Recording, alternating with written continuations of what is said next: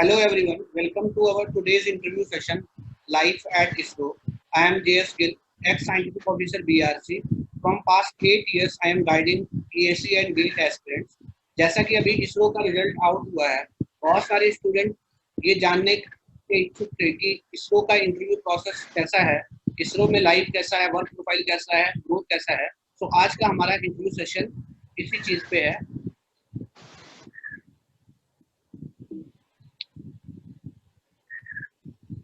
Hello Rajat, what is the difference between exergy and energy? Sir, energy of a substance is ability to do work, and exergy is the maximum useful work we can abstract from that substance. Effect of refrigeration on the efficiency of steam power plant? So regeneration basically will improve the efficiency of the steam power plant. Name one radial flow machine.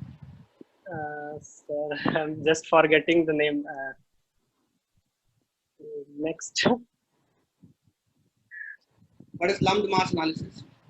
Sir, in lumped mass analysis, our main assumption is that in the body, the conduction resistance is almost zero. So that analysis will be called lumped mass analysis. What is the black body?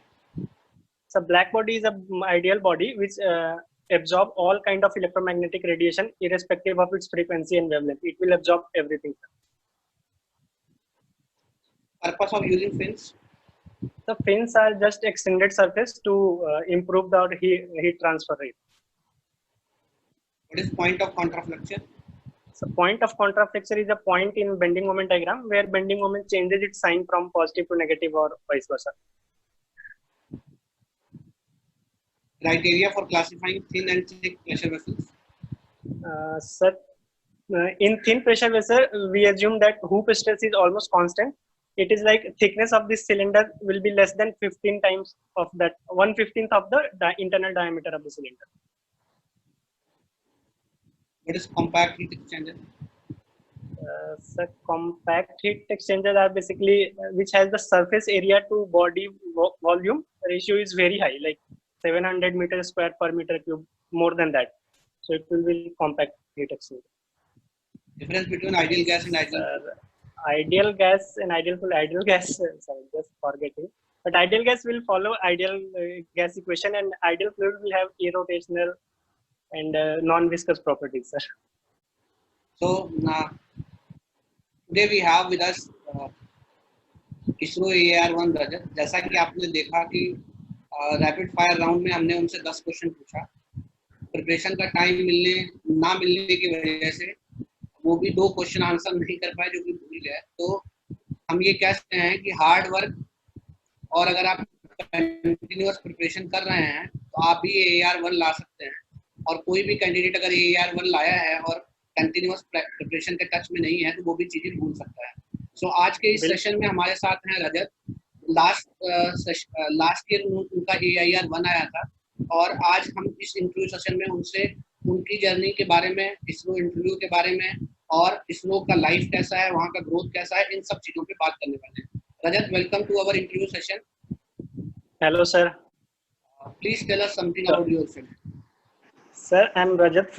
I'm working as a scientist C in Vikram Sarabhai Space Center in Trivandrum, Kerala. Sir, I secured All India Rank 1 in ISRO recruitment in 2017. So from past 2.5 to 3 years, I'm working here, sir.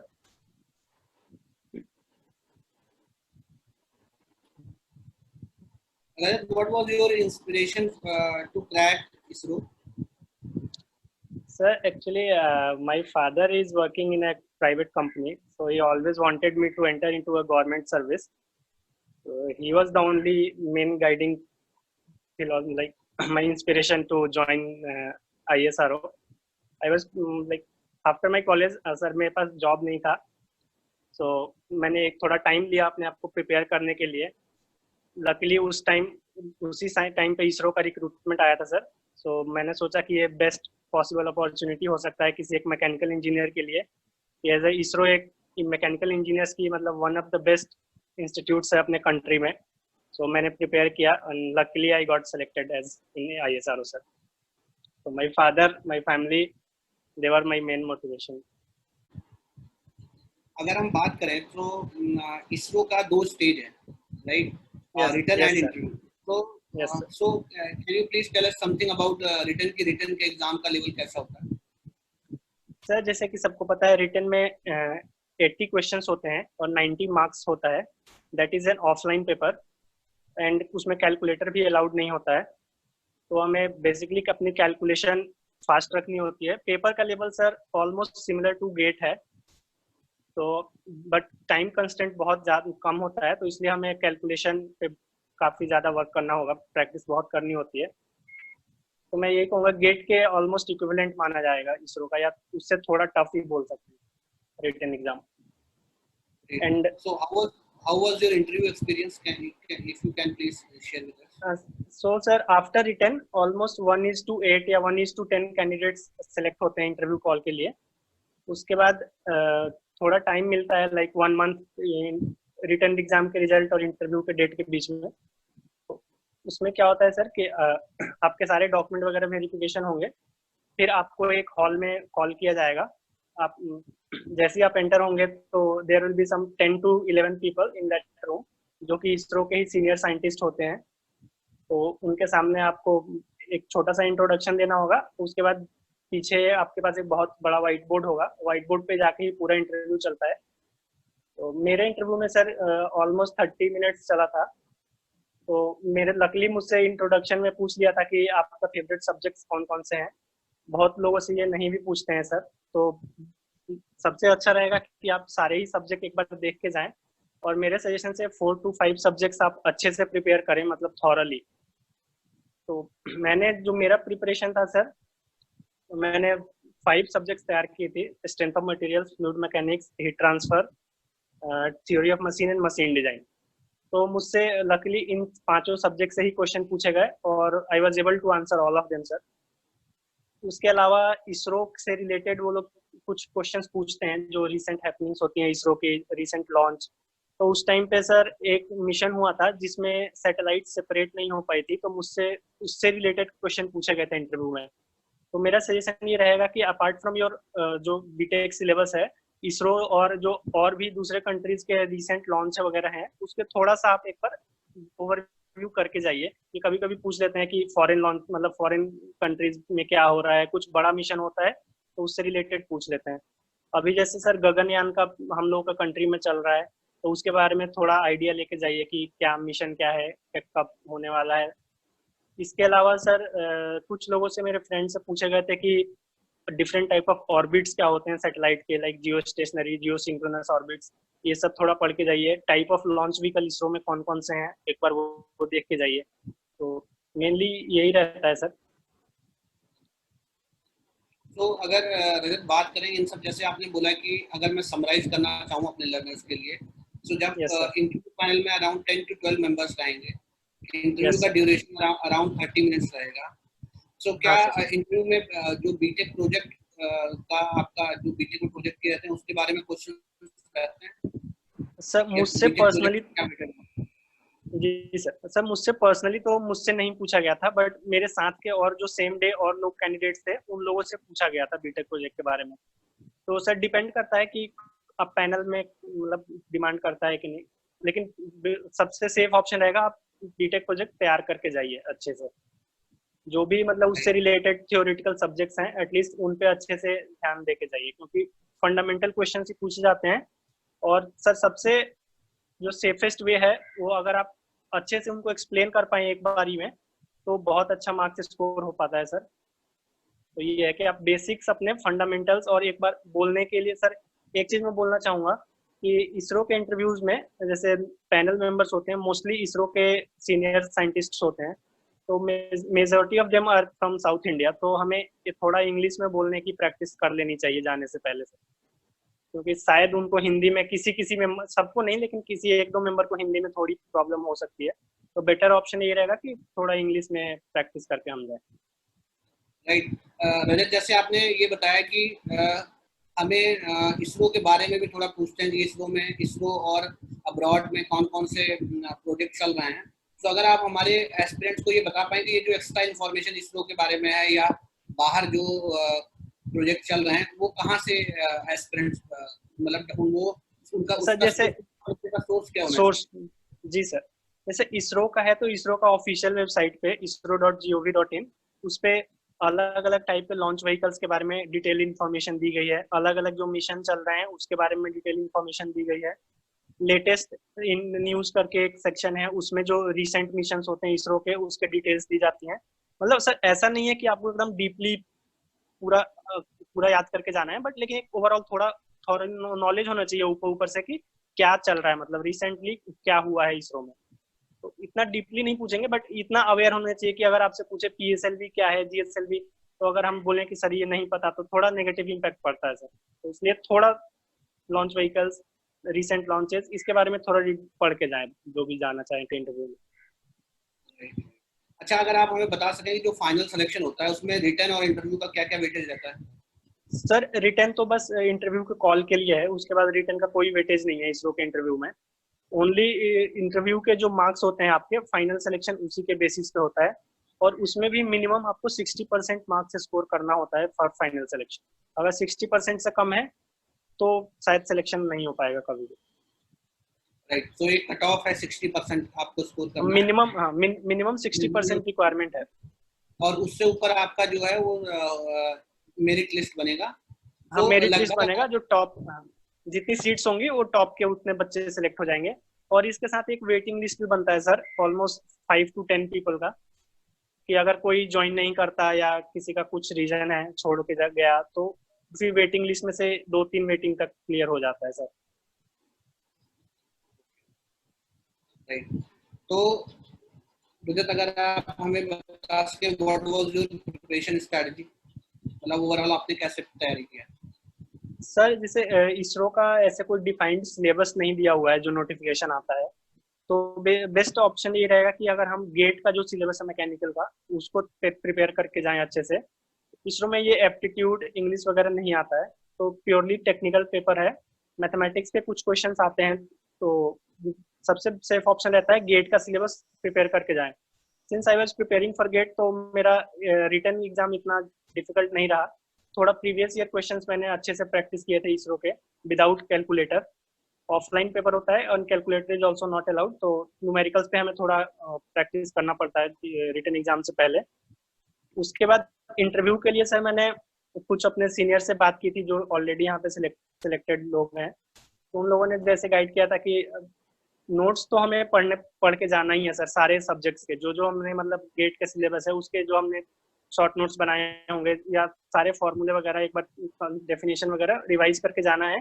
लेकिन जो हम 4 to 5 subjects जो specially prepare करेंगे thoroughly, उसको sir मैं suggest करूंगा कि जो स्टैंडर्ड बुक्स होती हैं या फॉरेन ऑथर की बुक्स होती हैं उसको एक बार लोग देख के जाएंगे तो सर वो एक्सप्लेनेशन में काफी हेल्प करता है वहाँ पे सर, क्योंकि स्टैंडर्ड बुक्स में एग्जाम्पल्स अच्छे अच्छे दिए होते हैं, तो अगर वो एग्जाम्पल्स या उस कंसेप्ट को वहाँ पे हम बताएंगे तो काफी अच्छे मार्क्स मिलते हैं। Rajat, kindly give us a brief about your job. Sir being a mechanical engineer हम लोग का काम होता है जितना हम रॉकेट से, सर यहाँ पे 2-3 टाइप के अलग अलग ऑर्गेनाइजेशन है, मतलब डिपार्टमेंट्स है। एक जहाँ पे लॉन्च व्हीकल का काम होता है, मैं मैकेनिकल के बारे में बात कर रहा हूँ सर। तो जैसे मैं यहाँ पे विक्रम साराभाई स्पेस सेंटर में हूँ, तो यहाँ पे रॉकेट से रिलेटेड काम होता है। और दूसरे सेंटर्स में सैटेलाइट से उससे रिलेटेड काम होता है। बाकी श्रीहरिकोटा सबको पता है, वहाँ से लॉन्च होता है। तो अलग अलग टाइप की पोस्टिंग्स हैं, अलग अलग टाइप के काम है। तो जैसे मेरा काम यहाँ पे है सर कि हम लोग लॉन्च व्हीकल से रिलेटेड जितना फैब्रिकेशन का काम होता है, डिजाइनिंग का काम होता है, एनालिसिस का काम होता है, तो मैकेनिकल के लिए ये सब वर्कशॉप्स हैं, काफी बड़ी बड़ी वर्कशॉप्स हैं, तो उनमें जाके इंस्पेक्शन करना होता है जब फाइनल प्रोडक्ट रेडी होने से पहले। फिर हमें डिजाइन रिपोर्ट तैयार करना होता है, एनालिसिस करके देनी होती है। तो मेनली यही काम है सर इसरो में अभी। उसके अलावा सर काफी अपॉर्चुनिटीज मिलती हैं हमें कि कुछ अपने रेगुलर काम से हट के कुछ अगर रिसर्च टाइप का करना चाहें, अलग से कुछ अपना मतलब एक्स्ट्रा कुछ करना चाहोगे तो उसके लिए काफी हेल्पफुल होता है इसरो में सर।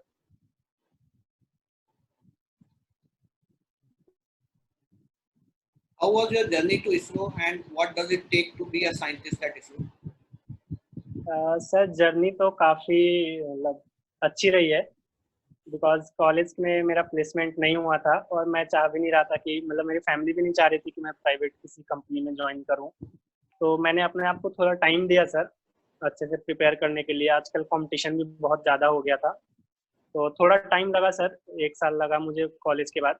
लेकिन उसके बाद जो भी है इसरो में हुआ, फिर मैं DMRC में भी मेरा सिलेक्शन हो गया था, बट फैमिली ने बोला कि थोड़ा और वेट करो कि कुछ अच्छा लिखा होगा। तो फाइनली जाके जब मेरा इसरो में हुआ तो घर वालों ने बोला कि यार, and what does it take sir, कि आपको पेशेंस रखना है। कोई हड़बड़ी में ऐसा नहीं कि कुछ भी हुआ तो मतलब चले गए वहां से, अपने मेन एम से डेविएट हो गए, तो ऐसे नहीं करना है। अगर आपने गोल बना लिया है कि चाहे गेट में अच्छा रैंक लाना है, ES में सेलेक्ट होना है, चाहे इसरो, BARC, DRDO, ऐसे अच्छा ऑर्गेनाइजेशन में ज्वाइन करना है, थोड़ा अपने आप को टाइम दीजिए। ऐसा नहीं है कि कभी होगा नहीं। बहुत लोग हैं जो फर्स्ट अटेम्प्ट में निकालते हैं, कुछ लोग होते हैं जिनका सेकंड थर्ड अटेम्प्ट में होता है, लेकिन थोड़ा पेशेंस रखिए, अपने आप को टाइम दीजिए, तो फाइनली आपको जो चाह रहे हैं वो जरूर मिलेगा सर। मेरा या sir what was your rank in GATE? Sir जब फर्स्ट टाइम मैंने दिया था तो मेरी सर 1750 समथिंग रैंक थी। फिर उसके बाद मैं इसरो का दिया तो इसरो में फर्स्ट रैंक था। फिर मैं इसरो में आने के बाद मैंने एक बार और गेट 2019 अटेम्प्ट किया था, उसमें मेरी 5th रैंक थी सर। तो अगर आप बता पाए कि फर्स्ट टाइम आपका 1700 रैंक था and then you got 5th rank, तो आपने क्या चेंजेस किए थे अपनी प्रिपरेशन में? सर उस टाइम तो ऐसे ज़्यादा कुछ गाइडेंस नहीं था, फर्स्ट टाइम था वो मेरा कॉलेज के बाद। लेकिन यहाँ आने के बाद जैसे सर जॉब के साथ प्रिपरेशन किया तो थोड़ी ऑनलाइन जो अनअकैडमी से काफ़ी मुझे हेल्प मिली। और मैंने जो टेस्ट सीरीज और जो प्रीवियस ईयर क्वेश्चन थे वो अच्छे से नहीं लगाए थे फर्स्ट अटेम्प्ट में। सेकेंड अटेम्प्ट पे मैंने उस पर काफ़ी वर्क किया, प्रीवियस ईयर क्वेश्चन और टेस्ट सीरीज पे मैंने काफ़ी जोर दिया था सर, तो इसके वजह से मुझे काफ़ी हेल्प मिली है।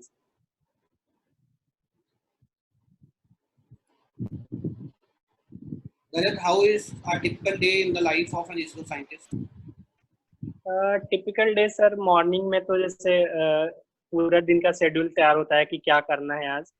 अपने बॉस के साथ, अपने सीनियर्स के साथ मीटिंग होती है, तो जो उस दिन का डिसाइड होता है कि आज ये काम कंप्लीट होना है तो उसको जाके फॉलो अप करना होता है। वर्कशॉप में है तो वर्कशॉप में जाके देखना होता है काम सही से हो रहा है कि नहीं, या अगर कुछ नया प्रोजेक्ट है तो उसकी डिजाइन रिपोर्ट तैयार करनी होती है, उसको मीटिंग में जाके क्लियर करना होता है, सारे डिजाइन रिव्यू होता है। तो टिपिकली यही रहता है सर, मीटिंग्स, वर्कशॉप और डिजाइनिंग एनालिसिस, यही सब वर्क है। When it comes to research, लोगों के दिमाग में बहुत फियर रहता है कि साइंटिस्ट तो 24 घंटे काम करते हैं, बहुत हैवी वर्क प्रेशर है। आपका इस बारे में क्या राय है? सर ऐसा मैं 100% नहीं कहूँगा कि ऐसा ही है कि दिन रात आपको लगे ही रहना है। लेकिन हाँ सर, कभी कभी जब जरूरत होता है कि हाँ आपको with in short period of time deliver करना है कुछ काम, तो उसमें आपको थोड़ा मतलब 1 या 2 दिन ऐसा हो जाता है कि थोड़ा स्टे करना होता है ऑफिस में, नाइट में भी थोड़ा टाइम लग जाता है। बट टिपिकली 9 to 5 का काम है, और अगर आप अच्छे से प्लान वे में करें तो जो काम असाइंड होता है वो आप टाइम के अंदर कर लेते हैं। तो ऐसा नहीं सोचना चाहिए कि 24 घंटे लगे ही रहना है। तो अच्छी लाइफ है सर इसरो में, मतलब as compare to other companies ISRO की लाइफ ठीक है, बेटर है। राइट। सो जब आपका नेक्स्ट टाइम गेट में AIR-5 आया तो आपने सोचा नहीं कि हम दूसरे, क्योंकि गेट में 5th रैंक आने के बाद आपको बहुत सारे आपके पास दूसरे PSU नो वगैरह के सर, ऑप्शन है, नहीं सर, आपने मेरा सोचा ऐसा तो? नहीं सर, ऐसा मेरा कोई प्लान नहीं था कि गेट दे के जॉब चेंज करना है। जस्ट मैंने for the sake of practice और टच में रहने के लिए इसलिए गेट दिया था, ऐसा कुछ मेरा प्लान नहीं था। तो I am happy at ISRO on this sir.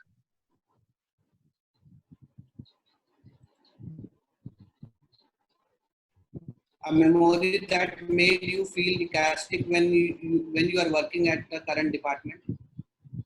Sir जब आप स्पेस एजेंसी जैसे ऑर्गेनाइजेशन में काम कर रहे होते हैं तो सर डेली कुछ ना कुछ ऐसा होता है कि जो आपको बहुत हैप्पी फील करता है, बहुत अच्छा लगता है। लेकिन सर अगर आप किसी एक मेमोरी को बोलेंगे तो जब चंद्रयान 2 का लॉन्च हुआ था तो हम लोग सब उधर थे, तो वो काफी स्पेशल मेमोरी थे सर मेरे लिए।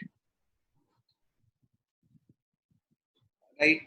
रजत, अगर आप एक बिगिनर जिसको इसरो के बारे में कुछ नहीं पता है, जो जी बाहर सर। है, क्या आप उसको कुछ ऐसा पॉइंट बता सकते हैं, कुछ ऐसा मोटिवेट कर सकते हैं कि वो इसरो ज्वाइन करने के लिए तैयार हो? अगर आप हमें कुछ 1-2 पॉइंट बता सकें, क्योंकि आपका रैंक 5 भी आया है तो आपके पास बहुत सारा PSU ऑप्शन रहा होगा, आपने वो परस्यू ना करते हुए इसरो में ही कंटिन्यू किया है, तो क्या आप हमें बता पाएंगे कि आपने क्या सोचते हुए इसरो में कंटिन्यू किया और बाकी PSU वगैरह छोड़ दिया? सर जैसे अभी आजकल इतना टेक्नोलॉजी हो गया है, डिजिटल सब चीज हो रहा है, तो स्पेस इंडस्ट्रीज की काफी डिमांड होने वाली है फ्यूचर में आके सर। सब कुछ अब वायरलेस हो गया, सब कुछ सैटेलाइट से कनेक्ट हो रहा है, बीइंग अ टेलीविजन, फोन, अपना एटीएम मशीन, सब कुछ सैटेलाइट से कनेक्ट हो रहा है। तो आने वाले टाइम में मतलब स्पेस एजेंसीज की काफी रोल है। और जैसे सर अभी गगनयान है, तो ऐसे प्रोजेक्ट्स में अगर आप काम करते हैं तो खुद को तो अच्छा लगता ही है, साथ में आप मतलब नेशन के लिए काम करते हैं तो काफी अच्छा फीलिंग होता है sir. Being in other department, ISRO में काम करके आपको काफी मतलब हैप्पी फील होता है जब आप लिफ्ट ऑफ होता है, जब बड़े से रॉकेट को लॉन्च मतलब उड़ते हुए देखते हैं, तो जो ऐसा फीलिंग आता है वो शायद कहीं और ना मिले सर। तो मुझे लगता है कि काफी अच्छा फीलिंग है इसरो में आने के लिए। क्या इसरो हायर एजुकेशन के लिए अपॉर्चुनिटी देता है? बिल्कुल सर, बिल्कुल। हायर एजुकेशन के लिए आपको टाइम मिलता है। इनिशियली स्टार्टिंग के 3 साल में हमको इधर रहना पड़ता है, उसके बाद आपके पास ऑप्शन होता है कि आप IISc बैंगलोर या अच्छे IIT से आप स्पॉन्सर्ड भी जा सकते हैं। लाइक आपको सैलरी भी मिलेगा, आपको पढ़ने को भी टाइम मिलेगा, तो काफी अपॉर्चुनिटीज हैं इधर। इसरो का अपना एक कॉलेज भी है sir, Indian institute of space science and technology, Trivandrum में ही है। उसमें भी अपॉर्चुनिटी मिलती है आपको मास्टर्स करने के लिए। तो स्पॉन्सर्ड और स्टडी लीव दोनों ऑप्शंस हैं यहाँ पे, अगर आप पढ़ना चाहें आगे जाके। इसरो अब्रॉड में हायर एजुकेशन का भी अपॉर्चुनिटी देता है? हाँ सर, मेरे कुछ सीनियर्स हैं जो मतलब स्टडी लीव लेके ऑस्ट्रेलिया, चाहे US या लंदन, काफी जगह से करके आ चुके हैं मास्टर्स, तो अपॉर्चुनिटीज मिलता है सर। ग्रेट। रजत, जनरली लोग ये जानना चाहते हैं कि टॉपर्स कितने आवर्स पढ़ते हैं, तो मैं आपसे ये जानना चाहूंगा कि आप कितने घंटे पढ़ते थे पर डे? सर ऐसे घंटे का तो मैंने कभी काउंट नहीं किया, बट ये होता है कि जब तक दिमाग एक्टिव रहता है, मन लगा रहता है, तो पढ़ते थे। मतलब 5 to 6 आवर्स तो मिनिमम हो ही जाता था सर। उसके अलावा जब कभी मन नहीं हुआ तो रैंडम क्वेश्चंस किसी और सब्जेक्ट उठा के कर लिए। सपोज मैं स्ट्रेंथ ऑफ मटेरियल पढ़ रहा हूँ, अगर पढ़ते पढ़ते बोर हो गया या बिल्कुल माइंड नहीं लग रहा, तो कभी फ्लूइड मैकेनिक्स से 1-2 क्वेश्चन कर लिए रैंडम प्रीवियस ईयर। तो ऐसे थोड़ा माइंड चेंज हो जाता है, या थोड़ा चाय पी लिए बाहर निकल के, बट उसके बाद फिर कंटिन्यू किया 2 घंटा पढ़ना। तो 5 to 6 आवर्स तो मिनिमम चाहिए सर, कंपटीशन बहुत ज्यादा हो गया आजकल, तो इतना तो मिनिमम चाहिए सर आजकल। How do you maintain work life balance at ISRO? Sir ISRO का जो वर्किंग आवर्स है मेनली 9 to 5 है, और सैटरडे संडे ऑफ होता है नॉर्मली। लेकिन अगर कभी लॉन्च है आसपास तो उसमें थोड़ा हेक्टिक हो जाता है। बाकी सर आपकी पोस्टिंग पे काफी डिपेंड करता है। जैसे मैं अभी केरला में हूँ, तो केरला तो सबको पता है कि अच्छा स्टेट है, घूमने के लिए काफी जगह है इधर। तो वीकेंड्स में हम लोग नियर बाई जो भी बीच वगैरह हैं, माउंटेन्स हैं, तो उधर चले जाते हैं घूमने। तो वर्क लाइफ बैलेंस तो काफी अच्छा है सर। और इसरो में एक और बात है सर कि जैसे नॉर्मली हम लोग को फोन अलाउड नहीं होता कैंपस के अंदर, बीइंग सिक्योरिटी रीजन और जो भी है। तो ऐसे ऑफिस के काम जो होते हैं वो सिर्फ ऑफिस में ही करते हैं हम लोग। घर पे ऐसे कुछ काम मिलता नहीं है कि वर्क मतलब एक्स्ट्रा काम घर पे लेके जा रहे हो, या काम के रिलेटेड घर पे आपको फोन आ रहे हैं बार बार। तो ये काफी अच्छा है कि जो ऑफिस का काम है वो ऑफिस तक ही लिमिट रहता है, बाकी आपका पर्सनल टाइम है, आप पूरा एंजॉय कर सकते हैं ऑफिस के बाद। तो ये काफी अच्छा है यहाँ पे इस वजह से। अगर अगर आप कोई लास्ट मैसेज देना चाहें हमारे एस्पिरेंट्स को? जिन लोगों का सर अभी इंटरव्यू है, मैं वही बोलूंगा कि अभी लॉकडाउन है, काफी अच्छा टाइम आपको मिल रहा होगा। तो आप लोग अपने जो फंडामेंटल्स हैं एक बार उसको बोल बोल के क्लियर कीजिए। अगर आप घर पे हैं तो अपनी सिस्टर ब्रदर को, किसी को भी रैंडम टॉपिक लेके एक्सप्लेन कीजिए, ताकि आपको बोलने की प्रैक्टिस हो जाए। और ट्राई कीजिए थोड़ा इंग्लिश में बोलें। हम नॉर्थ इंडियन जो बच्चे होते हैं, थोड़ा उनको कभी कभी डिफिकल्टी होती है बोलने में। तो और एक लिखने का प्रैक्टिस है, क्योंकि आपको बोर्ड पे लिखना पड़ सकता है वहां पे जाके। तो इंग्लिश बोलना, साथ में लिखना। और जो आप थ्योरेटिकल सब्जेक्ट्स हैं जैसे फ्लूइड मैकेनिक्स है, तो इंटरव्यू में न्यूमेरिकल तो सॉल्व नहीं करेंगे, लेकिन थ्योरी के काफी क्वेश्चन, अच्छे अच्छे कॉन्सेप्ट्स पूछे जाएंगे। तो आप उसको अच्छी बुक से एक बार जरूर पढ़ के जाएं, ताकि आपके कंसेप्ट बिल्कुल क्रिस्टल क्लियर हो जाए। और कुछ अच्छे एग्जाम्पल्स भी मिल जाएंगे आपको स्टैंडर्ड बुक्स में। तो please go through that standard books for 4-5 subjects at least.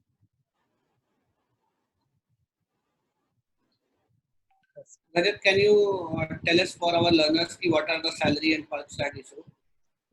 हाँ सर, सर इसरो भी एक तरह से सेंट्रल गवर्नमेंट का ऑर्गेनाइजेशन है। तो हम लोग को स्टार्टिंग होता है वो लेवल 10 ऑफ सेंट्रल पे स्केल है, जो कि 56,100 है। इसके अलावा आपको dearness allowance, house rent allowance, transportation allowance मिला के ग्रॉस सैलरी 75,000 के आसपास है। इसमें फिर एनपीएस डिडक्शन होके आपको 65,000 प्लस मिलता है सर इन हैंड स्टार्टिंग में।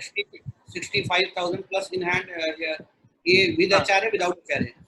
ये विद एचआर है सर, क्लास 2 सिटी के लिए। क्लास 1 सिटी जैसे बैंगलोर हो गया, दिल्ली हो गया, इसमें आपको 70 प्लस भी मिल सकता है।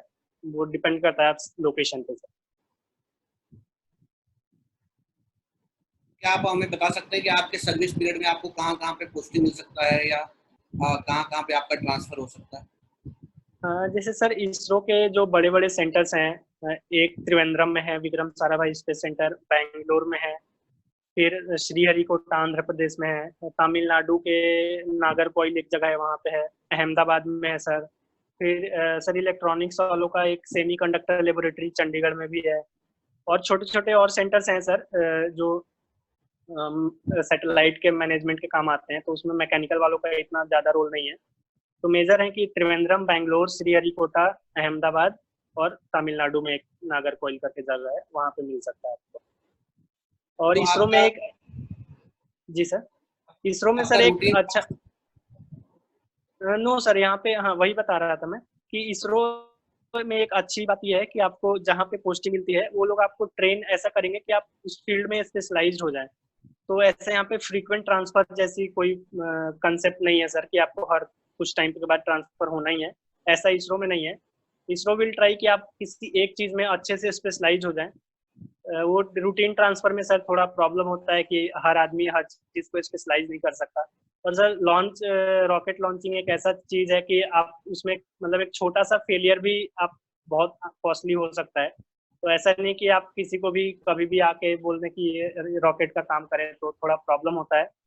इसलिए ये लोग ट्राई करेंगे कि सर आप एक ही लोकेशन पे काफी टाइम तक रहें, ताकि उससे ऑन हैंड एक्सपीरियंस काफी ज्यादा हो जाए। तो ऐसे फ्रीक्वेंट ट्रांसफर इसरो में नहीं है। जब तक आप खुद ट्रांसफर लेना नहीं चाहेंगे तो ट्रांसफर आपका शायद नहीं होगा।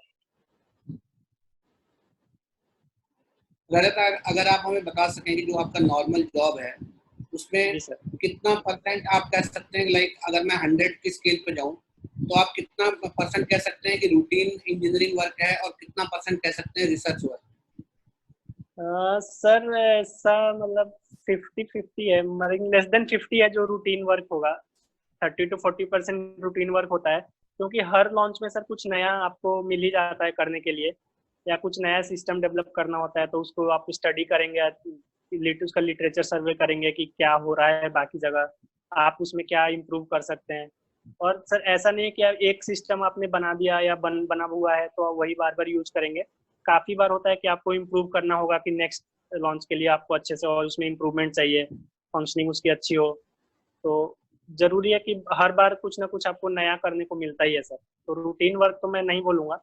हाँ सर, बट ये भी होता है कि आपकी पोस्टिंग कहाँ है। अगर आपकी पोस्टिंग वर्कशॉप में हो गई तो आपको जो मशीन्स वगैरह उनका टेक ओवर करना है।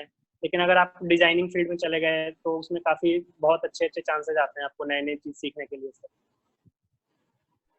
अगर आप हमारे लर्नर्स को बता सकेंगे, like as a mechanical engineer ISRO किन किन एरियाज में रिसर्च करता है, लाइक मटेरियल्स में या यू नो सर इसमें ऑलमोस्ट मैं बोलूँ तो मैकेनिकल की एक एक फील्ड, लाइक इवन रेफ्रिजरेशन से लेके रोबोटिक्स से लेके नैनो मटेरियल्स, मटेरियल साइंस, ये हमारा जो मशीन डिजाइन, ये डिजाइनिंग एनालिसिस वर्क तो रेगुलर है। लेकिन इसके साथ काफी अच्छे अच्छे विस्को इलास्टिक मटेरियल्स, बहुत सारे अलग अलग टेक्नोलॉजी पे काम होता रहता है। और फर्दर जो भी ट्रेंड में होता है, जो आजकल करंट हैपनिंग्स चल रही है पूरे वर्ल्ड में, तो इसरो में एक one of the front leader है सर की नए टेक्नोलॉजी के मामले में।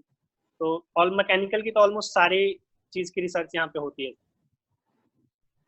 Great. Apart from mechanical engineers बाकी जो इंजीनियरिंग ब्रांच है उनका क्या स्कोप है इसरो में? मैकेनिकल के साथ यहाँ पे इलेक्ट्रॉनिक्स और कंप्यूटर साइंस का भी काफी रोल है।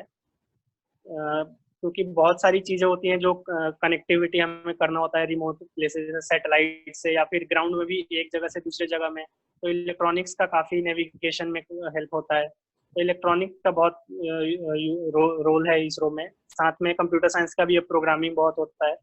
साथ में इलेक्ट्रिकल और सिविल का भी रोल है, जैसे फैसिलिटीज बड़ी बड़ी होती हैं, बिल्डिंग्स बननी होती है, इलेक्ट्रिकल और सिविल इंजीनियर्स का भी काफी रोल है यहाँ पर। सो ऑलमोस्ट अगर हम बात करें तो सारी फील्ड का के लिए का एक बढ़िया रिसर्च वर्क इसरो में होता है। हाँ, लगभग सब इसरो जैसे बिल्कुल बिल्कुल सर, इसरो में ऑलमोस्ट सब चीज पे काफी मतलब ओवरऑल अगर देखें बाकी डिपार्टमेंट से कंपेयर करें तो इसरो में आपको हर चीज का एक कुछ ना कुछ मिल जाएगा जिसपे रिसर्च चल रहा है या फिर उससे रिलेटेड काम हो रहा है यहाँ पे। बीइंग मैकेनिकल या आपका सिविल हो गया या इलेक्ट्रिकल इलेक्ट्रॉनिक्स, जो मेन मेन कंप्यूटर इंजीनियरिंग की ब्रांचेज हैं उससे रिलेटेड काफी रिसर्च वर्क होता रहता है इसको। अगर आप हमें बता सकें कि like you joined at the I think scientist B और सी? सी, साइंटिस्ट सी सर। तो आपका प्रमोशन जो है वो कैसे होता है? सर जैसे यहाँ पे ऐसे ही चलता है, साइंटिस्ट सी के बाद डी ई एफ जी, तो स्टार्टिंग के 3 या 4 प्रमोशन सर आपका मतलब हर 4 ईयर पे होगा। लेकिन ऐसा नहीं कि आपको 4 ईयर पे प्रमोट कर ही दिया जाएगा, आपको एक फिर से एक इंटरव्यू यहाँ पे होता है, डीपीसी करके बोलते हैं, डिपार्टमेंटल प्रमोशन कमेटी। वो एक फिर से जैसे अभी हम रिक्रूटमेंट के लिए इंटरव्यू देते हैं, सेम वैसे ही इंटरव्यू प्रमोशन के लिए भी होते हैं। तो उसमें जो क्लियर करता है उसको हर 4th ईयर पे प्रमोट कर दिया जाता है। तो जो आपका डिपार्टमेंटल इंटरव्यू होता है प्रमोशन के लिए, लाइक उसके लिए आपको किस लेवल तक प्रिपेयर करना पड़ता है? लाइक 5 मंथ, 6 मंथ, 1 ईयर, कैसे करना नहीं सर, जैसे आपका रेगुलर वर्क होता है तो मेजोरिटी क्वेश्चन तो उसी से पूछे जाते हैं कि आपने कैसे किया, क्या किया। तो जो आप थॉरली कर रहे हैं तो आप अच्छे आराम से क्लियर कर सकते हैं। साथ में कुछ और जो आपके कलीग्स वगैरह काम करते हैं तो ये भी देखा जाता है कि आप इन्वॉल्व कितने हैं और दूसरे जो काम चल रहे हैं उसके आपको नॉलेज है कि नहीं, तो उस सब में भी थोड़ा होता है। यस। तो इट्स लाइक कि आपको सिर्फ इंटरव्यू के टाइम पे नहीं पढ़ना, थ्रू आउट आपका जो जर्नी है हाँ उसमें मतलब आपको अपडेटेड रहना। मैं अगर जी सर, आप मतलब आपसे अगर आप पढ़ने के शौकीन हैं तो इसरो तो काफी ऐसा बहुत अच्छा अपॉर्चुनिटी है। लाइब्रेरीज भी काफी बड़ी बड़ी हैं सर, सारे आपको जर्नल्स मिल जाएंगे पढ़ने के लिए और सारी फैसिलिटीज हैं सर इसरो में। लेकिन ऐसा भी नहीं बोलूंगा कि अगर आप सेलेक्ट हो गए तो जिंदगी भर आपको पढ़ना ही है, अगर नहीं पढ़ना चाहो तो भी ऐसा नहीं है। लेकिन हाँ, अगर आप काम सिंसियरली तरीके से कर रहे हो तो इंटरव्यू वगैरह क्लियर करना कोई ज्यादा डिफिकल्ट नहीं है। अगर आप काम अच्छे से किए हो, आपको नॉलेज है, तो इंटरव्यू क्लियर कर सकते हो।